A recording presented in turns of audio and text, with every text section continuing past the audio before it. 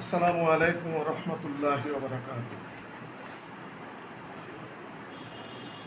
নাহমাদুল্লাহ তাআলা ওয়া নুসাল্লি আলা রাসূলিহিল কারীম। আম্মা বা'দ, ফাআউযু বিল্লাহি মিনাশ শাইতানির রাজীম।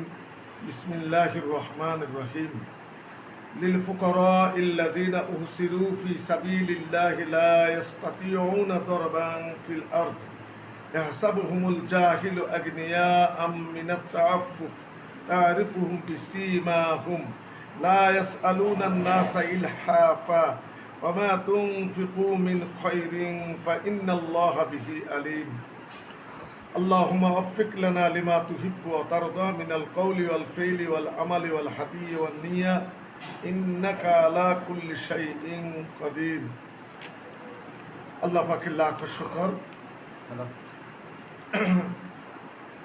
আমরা আজকে যাকাত বিষয়ে আলোচনার একটা প্রশ্নের উত্তর নিয়ে আলোচনা করব ইনশাল্লাহ। আমরা জানি সূরা তাওবার ৭ নম্বর আয়াতে আল্লাহ পাক যাকাত কাদেরকে দিতে হয়, মাসরাফে যাকাত, যাকাতের অষ্টখাতের আলোচনা করেছেন। ইন্নামাস সাদাকাতু লিল ফুকারা'i ওয়াল মাসাকিনি ওয়াল আমিলিনা আলাইহা। সূরা তাওবার ৬০ নম্বর আয়াতে যাকাতের অষ্টখাতের কথা বলা হয়েছে। ফকির, মিসকিন, যাকাত উসুলকারী, সরকারি কর্মচারী, দাস মুক্তিতে যাকাত দেওয়া যায়, ঋণগ্রস্ত ব্যক্তির ঋণের বোঝা হালকা করার জন্য যাকাত দেওয়া যায়, এবং আল্লাহর পথে যারা জিহাদ করে তাদের অস্ত্র শস্ত্র জন্য যাকাত দেওয়া যায়। মুসাফির ব্যক্তি, সে সফরে যদি নিঃস্ব হয়ে যায় তাকেও যাকাত দেওয়া যায়। এইভাবে যাকাতের অষ্টখাতের কথা সূরা তাওবার ৬০ নম্বর আয়াতে আল্লাহ পাক উল্লেখ করেছেন। এখন প্রশ্ন হলো, এই যে আমরা যুগ যুগ ধরে কওমি মাদ্রাসায় যে অসহায় গরিব তালিবে ইলম শিক্ষার্থীরা পড়াশোনা করছে, আমরা তাদেরকে যে যাকাতের টাকা দেই, এই যাকাতের অষ্টখাতের মধ্যে মাদ্রাসার গরিব অসহায় ছাত্ররা কিংবা লিল্লা বোর্ডিংয়ে আমরা যে যাকাতের টাকা দিই, এটা কোন খাতে পড়ল? আমরা যারা যাকাত দিই, যাকাতদাতার যাকাত আদায় হবে কি না, এই ধরনের একটা প্রশ্ন অনেকের মনে ঘুরপাক খায়। আজকে ইনশাল্লাহ এই প্রশ্নের উত্তর দেওয়ার চেষ্টা করব, এই প্রশ্নের উত্তর দেওয়ার প্রয়াস পাব যদি আল্লাহ পাকের তৌফিক শামিল হয়। তো মোহতারাম হাজরিন, প্রিয় বন্ধুরা, আমরা শুরুতে একটা কথা বলছি যে যাকাত যারা পায়, মাদ্রাসার ছাত্রদেরকে যাকাত দিলে কিংবা লিল্লা বোর্ডিংয়ে যাকাত দিলে এরা এই ৮ খাতের কোন খাতে পড়ল? সহজে যদি উত্তরটা দেওয়া হয় তাহলে বলা হবে যে ওই ৬০ নম্বর আয়াতের যে সর্বপ্রথম ফকিরের কথা বলছে, মাদ্রাসার গরিব অসহায় ছাত্রদেরকে যাকাত দেওয়া কিংবা লিল্লা বোর্ডিংয়ে যাকাত দেওয়াটা, এটা এই ৮ খাতের প্রথম খাত যেটা ফকির, এই ফকিরের অন্তর্ভুক্ত হচ্ছে লিল্লা বোর্ডিং কিংবা অসহায় ছাত্রদেরকে যাকাত দেওয়া। এই অসহায় ছাত্রদেরকে যাকাত দিলে আপনার যাকাত আদায় সম্পূর্ণরূপে আদায় হবে, বরং মাদ্রাসার ছাত্রদেরকে কিংবা লিল্লা বোর্ডিংয়ে যাকাত দেওয়াটা হচ্ছে সর্বাপেক্ষা উত্তম এবং সর্বোত্তম পদ্ধতি। তাদেরকে যাকাত দিলে আপনার দ্বিগুণ সওয়াবের অধিকারী হবে। বলে কেমনে? এটার উত্তরটা হলো এভাবে যে যে ফকিরদের কথা এখানে আলোচনা করেছে, ইন্নামাস সাদাকাতু লিল ফুকারা, ফকিরের বহু বচন ফুকারা। ফকির কাকে বলে? ফকির বলা হয় ওই ব্যক্তিকে দৈনন্দিন খরচ বহন করতে যিনি অক্ষম, তাকে ফকির বলা হয়, গরিব বলা হয়। কিংবা বলেন যার কাছে যাকাত ফরজ হওয়ার মতো সম্পদ যার কাছে নাই, তিনি ফকির।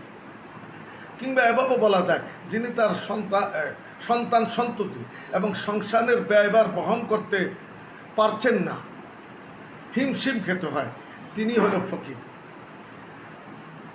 বন্ধুরা, ফকির আমরা ফকিরকে 3 ভাগে ভাগ করতে পারি, অর্থাৎ 3 ভাগে বিভক্ত ফকির। আমরা সবাই জানি যে এক ধরনের ফকির আছে, এদেরকে পেশাদার ফকির বলা হয়।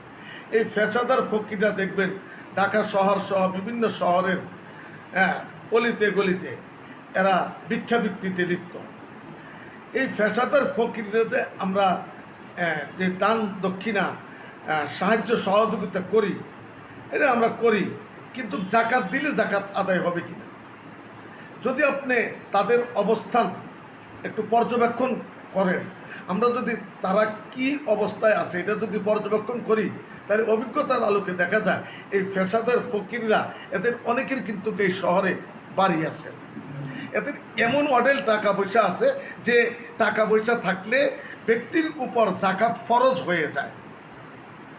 সুতরাং এই ধরনের ফকিরদের, পেশাদার ফকিরদেরকে জাকাতদাতা যদি তার জাকাত দেয়, তাহলে সুস্পষ্টভাবে জেনে নিন যে আপনার জাকাত দেয়া এই পেশাদার ফকিরদেরকে জাকাত দিলে জাকাত আদায় হবে না, কিছুতেই জাকাত হবে না। কারণ ওদের এত সম্পদ, এই সম্পদের কারণে ওদের উপরে কি হয়ে যায়, জাকাত ফরজ হয়ে যায়। কাজেই এদেরকে জাকাত দিলে জাকাত আদায় হবে না। কাজে চিন্তা ভাবনা করে আমাদের জাকাতের টাকা দিতে হবে। তাহলে আয়াতের মধ্যে ইন্নামা সাদাকাতুল ফুকারা বলতে কাদেরকে বুঝিয়েছে? হ্যাঁ, ফকিরদের দ্বিতীয় প্রকার হচ্ছে এই নিঃস্ব, ভিক্ষাবৃত্তি করে যারা, এরা আসলেই নিঃস্ব, এদের কিছুই নাই। আমি আপনি কিছু টাকা দিলে এরা চাল ডাল কিনে খায়। হ্যাঁ, এরা হইলো উত্তম, এদেরকে যদি আপনি জাকাত দেন জাকাত আদায় হয়ে যাবে। কিন্তু এরা হচ্ছে কি, মানুষের কাছে সোয়াল করে, যাচা করে, হাত পাতে।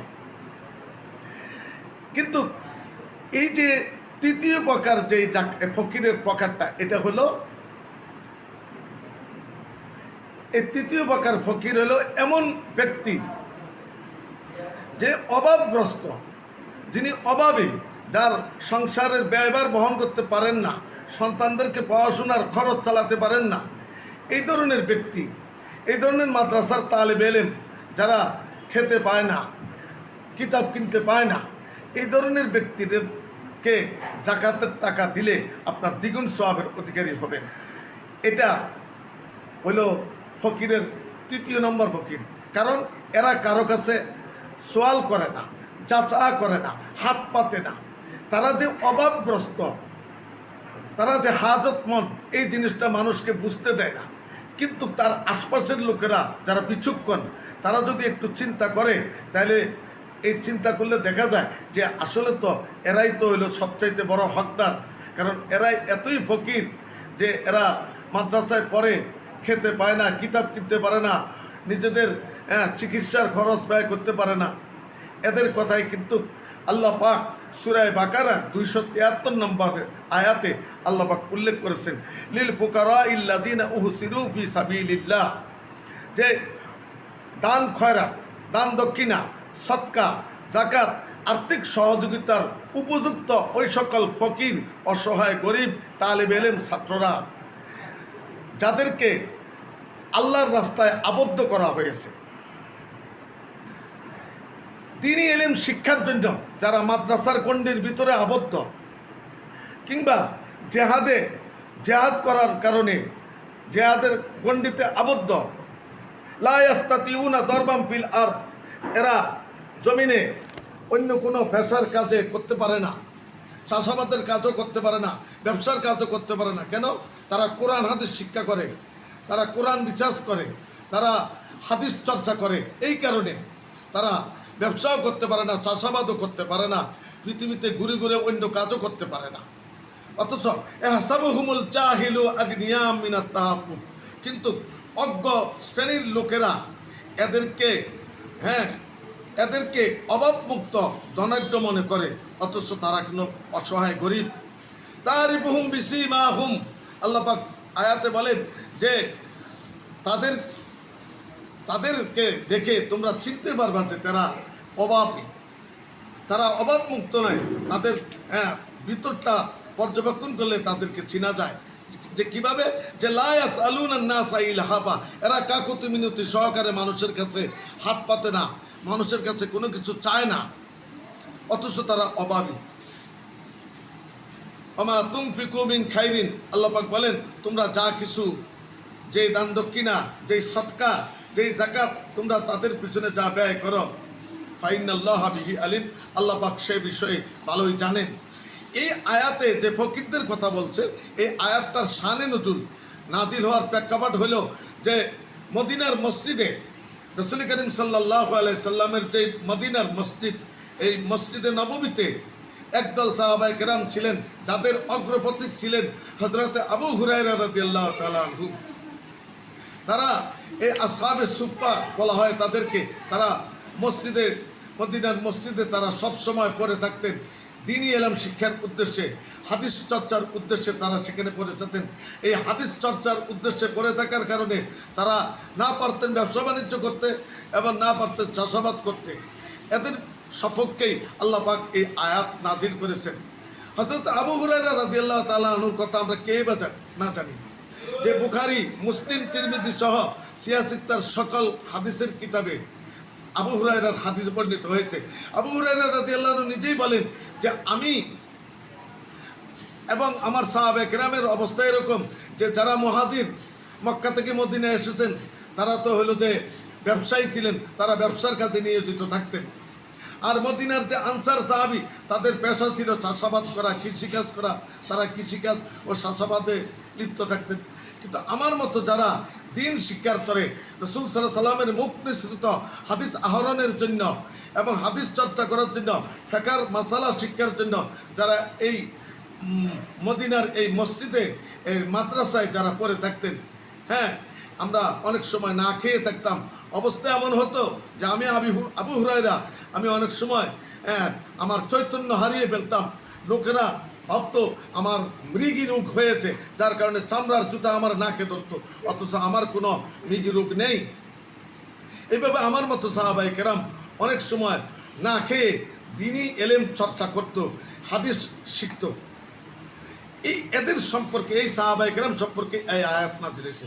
সুতরাং পুরা বিশ্বের, বিশেষ করে বাংলাদেশের প্রতিটা আনাচে কানাচে যে সকল কওমি মাদ্রাসায় তালেবে ইলম, গরিব অসহায় ছাত্ররা দ্বীনি ইলম শিক্ষা করছে, হ্যাঁ, হাদিস শিখছে, ফিকহ শিখছে, এরা হইল এই আয়াতের ধারক বাহক, এরাই হইল এই যুগের আবু হুরায়রা, এই যুগের সালমান ফার্সি।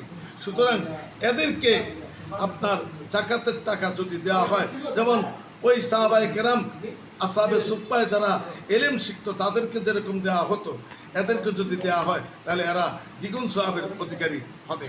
এই আয়াতের মাধ্যমে তাদের কথাই ব্যক্ত করা হয়েছে। সুতরাং এই আলোচনা থেকে এই কথাটা পরিষ্কার হলো যে মাদ্রাসার গরিব অসহায় ছাত্রদেরকে লিল্লাহ বোর্ডিংয়ে জাকাতের টাকা দিলে আরও বেশি সওয়াব হবে। কেন? ইসলামকে সমুন্নত করার জন্য, দ্বীনি ইসলামকে সমুন্নত করার জন্য, ইসলামের ঝান্ডাকে উড্ডীন করার জন্য। হ্যাঁ, আজকে আপনাকে আমাকে মনে করতে হবে যে আপনার যদি একজন ইমামের প্রয়োজন হয় যে নাকি আপনার সালাত আদায় করাবে, আপনার যদি একজন মুয়াজ্জিনের প্রয়োজন হয় যে আপনার মসজিদে আজান দিবে, আপনার যদি ছেলে মেয়ে সন্তানদেরকে দ্বীনি ইলম শিখাতে হয়, কোরআন শিখাতে হয়, তাহলে একজন মাওলানা মৌলবীর প্রয়োজন পড়বে। আপনার যদি একটা ফতোয়ার প্রয়োজন হয় তাহলে একজন মুফতির প্রয়োজন পড়বে। তাহলে আপনি কি করবেন? দুইটা অবস্থা থেকে মুক্ত না। হয়তো আপনার সন্তানকে মাদ্রাসায় দিবেন, আর যদি আপনার সন্তানকে মাদ্রাসায় ভর্তি না করেন তাহলে যিনি তার অসহায় ছেলেকে মাদ্রাসায় ভর্তি করছেন তার সহযোগিতা করতে হবে আপনাকে। তাকে আর্থিক সহযোগিতা দিয়ে দ্বীনি ইলমের ধারক বাহক হওয়ার জন্য আপনার সাহায্য সহযোগিতার হস্ত প্রসারিত করতে হবে, এছাড়া কোনো উপায় নেই। হয়তো আপনি আপনার সন্তানকে মাদ্রাসায় দিবেন, আর মাদ্রাসায় যদি না দেন, যিনি তার সন্তানকে মাদ্রাসায় দিয়েছেন তাকে আপনি সহযোগিতা করবেন। তাহলেই আমাদের জন্য, আমাদের সমাজের যত গর্হিত কাজ দূর হবে। এখানে আপনার মাওলানা হয়ে বের হবে, ইমাম হবে, মুয়াজ্জিন হবে, মুফতি হবে, মুফাসসির হবে, যাদের মাধ্যমে এই সমাজ বিকশিত হবে। সমাজের যত রকমের অপরাধ আছে সব প্রবণতা দূর হবে। আর এই অপরাধ প্রবণতা সুন্দরভাবে সমাজ বিনির্মাণের জন্য কওমি মাদ্রাসার শিক্ষার বিকল্প কিছুই নেই। আল্লাহ পাক আমাদের সকলকে বুঝার ও আমলের তৌফিক দান করুন। আমিন। ওয়া আখিরু দাওয়ানা আনিল হামদুলিল্লাহি রাব্বিল আলামিন।